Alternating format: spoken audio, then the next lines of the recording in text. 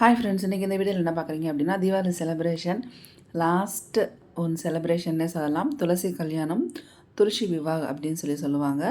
Last year என்னோடய celebration பார்த்திங்கன்னா full video பெரிய வீடியோவாக இருக்கும். பட் இந்த வருஷம் சின்ன வீடியோவாக இருக்குது. அதுக்கு காரணம் என்னங்கிறத நான் சொல்கிறேன். மறக்காமல் வீடியோவை ஸ்கிப் பண்ணாமல் முழுசாக பாருங்கள். சேனலை ஃபஸ்ட் டைம் பார்க்குறவங்க மறக்காமல் லைக் பண்ணுங்கள், ஷேர் பண்ணுங்கள், கமெண்ட் பண்ணுங்கள், சப்ஸ்கிரைப் பண்ணிவிட்டு பக்கத்தில் இருக்க பெல் பட்டனை ப்ரெஸ் பண்ணுங்கள். அப்போ தான் நான் போட வீடியோஸ் நீங்கள் உடனே பார்க்கலாம். அன்றைக்கி கோலம் வந்து பார்த்திங்கன்னா தட்டில் துளசியெல்லாம் வரைஞ்சி அது மாதிரி கோலம் போட்டிருந்தேன். ஸோ துளசியை யார் கல்யாணம் பண்ணிப்பாங்க அப்படின்னா கிருஷ்ணர் தான் கல்யாணம் பண்ணிக்க போகிறாங்க. ஸோ அதனால் அது மாதிரி ஃப்ளூட்டெல்லாம் வரைஞ்சி அது மாதிரி ரங்கோலி போட்டிருந்தேன். தீபாவளி முடிகிற வரைக்கும் வாசலில் விளக்கு வந்து நம்ம கண்டிப்பாக வச்சாகணும். துளசி கல்யாணம் தான் கடைசி செலிப்ரேஷன் தீபாவளிக்கு. அதனால் விளக்கு வந்து கண்டிப்பாக வாசலில் இருக்கணும். நிலப்படிக்கட்டில் வந்து பாதம் வச்சு எதுக்கு வச்சுருக்கேன் அப்படின்னா கிருஷ்ணரோட பாதமும் அந்த துளசியோட பாதமும் அப்படிங்கிற மாதிரி அந்த அர்த்தத்தில் வச்சுருக்கேன்.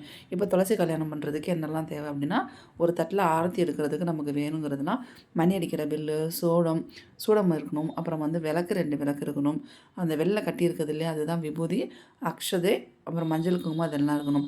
இந்த தட்டில் வந்து பூவெல்லாம் போட்டு கிருஷ்ணரை வந்து நடுவில் வச்சுருக்கேன். பாலகிருஷ்ணர் நடுவில் வச்சுருக்கேன். பக்கத்தில் பால் ஒரு டம்ளரில், தண்ணி வந்து ஒரு டம்ளரில் இருக்குது. ஸோ வந்து நமக்கு அபிஷேகம் பண்ணணும் கிருஷ்ணருக்கு. அடுத்து இந்த தட்டில் பார்த்திங்கன்னா கிண்ணத்தில் வந்து நெய்வேத்தியம் வந்து கேசரி வந்து செஞ்சுருந்தேன் பைனாப்பிள் ஃப்ளேவரில். அதுக்கப்புறம் பார்த்திங்க அப்படின்னா 5 கண்ணாடி வளையல் குட்டி குட்டியாக இருக்கிறது, அப்புறம் நெல்லிக்காய், நெக்ஸ்ட்டு வந்து புளியங்காய், அப்புறம் துணி பீஸ் இருக்கும், அப்புறம் என்னோடய அட்டை மாதிரி இருக்கும், கருகமணி ஒரு 4-5 இருக்கும், அதுலேயும் அக்ஷதை எல்லாமே வச்சு கொடுத்துருப்பாங்க, அதுவுமே இருக்கும். ஸோ அது எல்லாமே அதில் வந்து வச்சுட்டு நம்ம வந்து சாமி கும்பிடணும். அந்த பேக்கெட்டில் வந்து அக்ஷதை இருக்குது பார்த்திங்களா.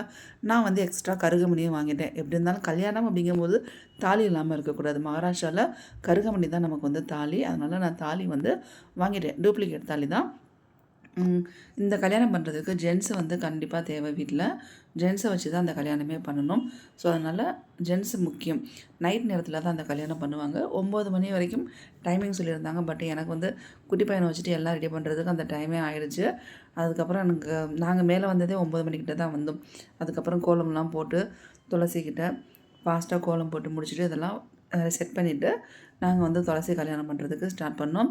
மங்களாஷ்டகா அப்படின்னு சொல்லுவாங்க. அதாவது கல்யாணத்துக்கு வந்து மந்திரம் சொல்லுவாங்க இல்லையா, அதெல்லாம் சொல்லி தான் கல்யாணம் பண்ணணும். ஆரத்தி சுற்றி அதெல்லாம் பண்ணி முடிச்சுட்டு நாங்கள் வந்து ஃபோட்டோஸ்லாம் எடுத்துகிட்டு கீழே போயாச்சு. அதை வந்து நாங்கள் ரெக்கார்ட் பண்ணல. ஏன்னா மொட்டை மாடியில் லைட் இல்லை, ஃபோன் வெளிச்சத்தில் தான் நாங்கள் அந்த துளசி கல்யாணமே பண்ணோம். கரும்பு மேடை தான் இதுக்கு ரொம்ப முக்கியம். ஸோ கரும்பு வந்து முக்கியம். கரும்பு வச்சு தான் சுற்றி மேடை வைக்கணும். துளசி வந்து என்னோட குட்டியாக தான் இருந்தது, அதனால் அதை வச்சு பண்ணியாச்சு. எப்படி செலிப்ரேஷன் பண்ணோம் அப்படிங்கிறத மறக்காமல் சொல்லுங்கள். ஸோ ஃபோட்டோஸ்லாம் எங்கள்கிட்ட இருந்தது. நாங்கள் எந்தளவுக்கு ஃபோட்டோஸ் எடுத்தோமோ அதை நாங்கள் வந்து ஆட் பண்ணியிருக்கோம். எப்படி இருந்ததுன்னு மறக்காமல் சொல்லுங்கள். குட்டி பையனும் வந்து ஓடி ஆடி விளையாண்டுக்கிட்டு இருந்தான். அவனே பிடிச்சி ஒரு இடத்துல உட்கார வச்சு இது பண்ணியாச்சு.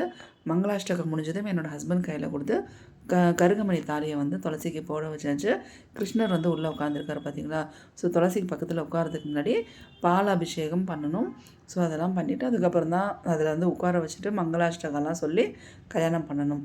ஸோ எப்படி இருந்ததுன்னு சொல்லுங்கள். துளசி கல்யாணம் 15 நாள் தீபாவளி செலிப்ரேஷன் முடிஞ்சிச்சு துளசி கல்யாணத்தோட. இதுக்கப்புறம் பார்த்திங்கன்னா எல்லாருக்கும் கல்யாண சீசன் வந்து ஸ்டார்ட் ஆகிடும். மகாராஷ்டிராவில் கல்யாணம் பண்ணுறவங்க இந்த டைமில் வந்து கல்யாணம் பண்ணுவாங்க. ஸோ முகூர்த்த மாதம் அப்படின்னே சொல்லுவாங்க. ஓகே ஃப்ரெண்ட்ஸ், தேங்க்ஸ் ஃபார் வாட்சிங்.